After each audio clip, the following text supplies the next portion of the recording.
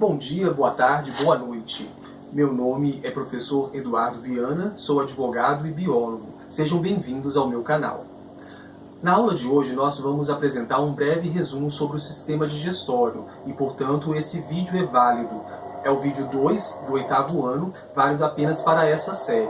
Se você for do 7º ano ou do 9º ano, por favor, procurar o vídeo 2 correspondente a essas turmas. Em nossa aula de hoje, tratando do sistema digestório, é importante comentarmos a respeito da nutrição. Existem dois grandes grupos de nutrição na natureza. A nutrição autotrófica, por meio da qual os organismos vivos produzem seu próprio alimento, é o caso das plantas, são produtoras por meio da fotossíntese, e de algumas espécies de bactérias são produtoras também por meio da quimiossíntese. Por outro lado, nós temos os chamados organismos heterótrofos, como é o caso dos animais, dos fungos e da maior parte das espécies de protozoários também. Os organismos heterótrofos não conseguem produzir seu alimento e vão se nutrir daquilo que os autótrofos produziram. Por meio da ingestão, então, os heterótrofos vão adquirir os alimentos que necessitam para realizar o seu crescimento, o seu desenvolvimento e também efetuar sua reserva energética. As plantas e as algas vão ter como principal reserva energética o amido, enquanto que os animais vão reservar glicogênio e lipídios. As substâncias químicas presentes nos alimentos podem ser divididas em dois grandes grupos: as substâncias químicas inorgânicas, água e sais minerais, e as substâncias químicas orgânicas, como é o caso dos carboidratos, dos lipídios, das proteínas, das vitaminas e dos ácidos nucleicos. Enquanto a água e os sais minerais são absorvidos diretamente sem precisar ser quebrados, uma vez que são moléculas muito simples, são estruturas muito simples e são absorvidas diretamente, as substâncias orgânicas necessitam passar por um processo de quebra química, não só uma quebra macroscópica, mas também uma quebra química submicroscópica, que vai liberar os monômeros fundamentais, que constituem os carboidratos, os lipídios, as proteínas. As vitaminas são uma exceção nesse processo, porque apesar de serem substâncias orgânicas, em geral não precisam ser quebradas, sendo assimiladas juntamente com a água e com os sais minerais. Aqui nós temos uma imagem que vai ilustrar fontes de alimentação saudável, onde vocês vão poder adquirir algum desses nutrientes que eu acabo de falar para vocês. Você está visualizando aqui, por exemplo, o mamão. Aqui em cima, não sei se vocês vão conseguir visualizar bem, mas nós temos alguns pedaços de banana, morango. Esses alimentos de origem vegetal contêm água, contêm sais minerais, contêm vitaminas, substâncias fundamentais para o seu desenvolvimento e para a manutenção do seu organismo. Manutenção essa que você realiza por meio do seu metabolismo.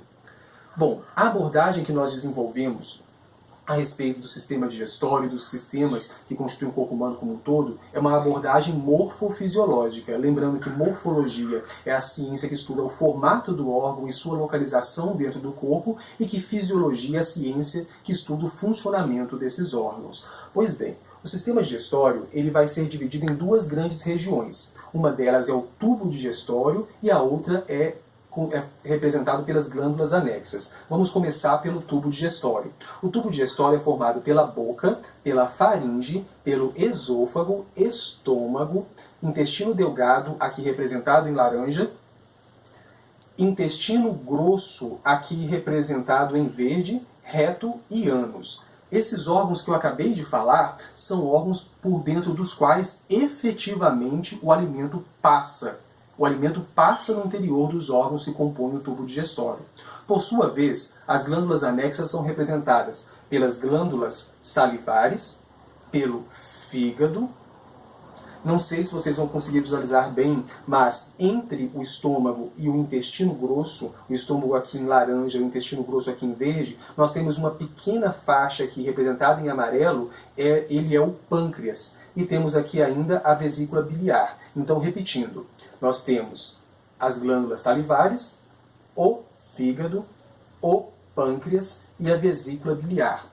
Eles são as glândulas anexas. O alimento não passa no interior das glândulas anexas, mas recebe líquidos produzidos por essas glândulas, e esses líquidos vão sendo, eles contêm enzimas, eles vão sendo lançados no interior do tubo digestório, e as enzimas, que são biocatalisadores, fazem a digestão química, quebrando as macromoléculas em moléculas mais simples, em moléculas menores, que podem ser absorvidas pelas chamadas vilosidades, principalmente as vilosidades do intestino delgado. Existem dois grandes grupos de digestão. A digestão mecânica, que está ligada ao movimento, seja os chamados movimentos peristálticos, movimentos ondulatórios, realizados pelo tubo digestório. Esses movimentos são espontâneos, são involuntários, você não tem controle sobre eles. E eles é que conduzem o alimento ao longo do tubo digestório, mas nós temos também outros movimentos, como a ação dos lábios, da língua, dos dentes, triturando os alimentos. Isso é uma digestão mecânica também. Por outro lado, nós temos a chamada digestão química, que eu há alguns instantes falava para vocês. Enzimas vão quebrar, triturar quimicamente os nutrientes. E essa digestão química vai permitir que proteínas sejam quebradas em seus aminoácidos, lipídios sejam quebrados em seus correspondentes ácido graxo e glicerol, os carboidratos, que são ou polissacarídeos ou disacarídeos, vão sendo quebrados, liberando seus correspondentes monossacarídeos, e o material genético, DNA e RNA, vão liberando seus correspondentes nucleotídeos de DNA e de RNA. Como já havia dito, a exceção a esse processo são as vitaminas, que em geral são absorvidas diretamente sem precisar ser quebradas. Muito bem, os alimentos, o alimento vai receber um nome específico em cada região que ele passa no seu tubo digestório. Vamos voltar à imagem acima para poder exemplificar. Nós temos três grandes nomes que o alimento pode receber de acordo com a região do tubo onde ele se encontra.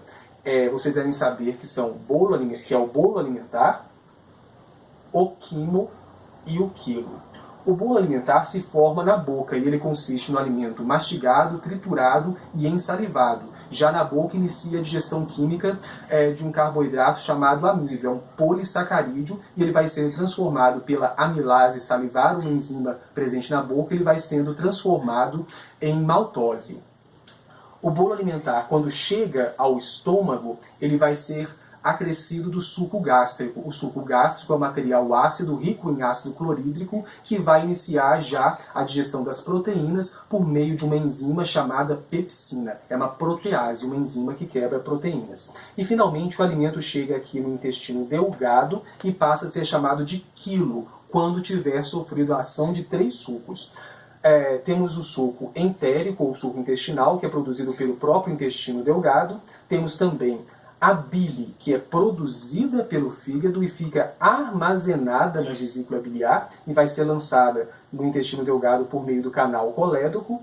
E temos também o suco pancreático, é produzido pelo pâncreas. Esse suco vai passar por meio do canal colédoco e vai ser lançado aqui no duodeno, na primeira região do intestino delgado. A união desses 3 sucos, suco entérico, suco pancreático e bile, vai transformar o quimo em quilo e vai finalizar o processo de digestão, uma vez que a maior parte das enzimas que conseguem conseguem adquirir os monômeros constituintes das substâncias orgânicas presentes nos alimentos, vai estar presente nesses 3 materiais que eu acabo de falar para vocês, finalizando então o processo de digestão.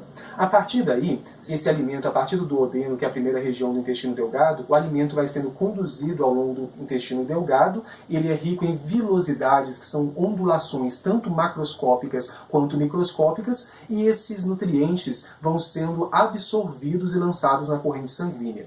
Tudo aquilo que não tiver sido digerido ou que não puder ser aproveitado vai ser encaminhado para o intestino grosso, onde ocorrerá a reabsorção da água. Toda essa água que foi gasta no processo vai ser reabsorvida, e aquilo que não puder ser aproveitado vai constituir as fezes e vai ser eliminado pelo ânus.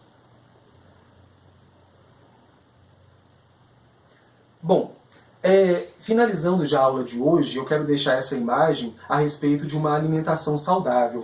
Fontes de proteínas como o frango e o peixe, fonte de carboidratos nutritivos, como é o caso dos vegetais, que vocês observam aqui, também vitaminas, Você deve saber, estudante, que você é aquilo que você come. Se você se nutre de bons produtos, você tem maiores chances de ter uma boa saúde. Se você tem uma alimentação desequilibrada e foge do exercício físico, as chances de você adoecer são maiores. Muito obrigado por ter assistido até aqui. Se você tiver gostado, por favor, se inscreva no canal. Até a próxima aula.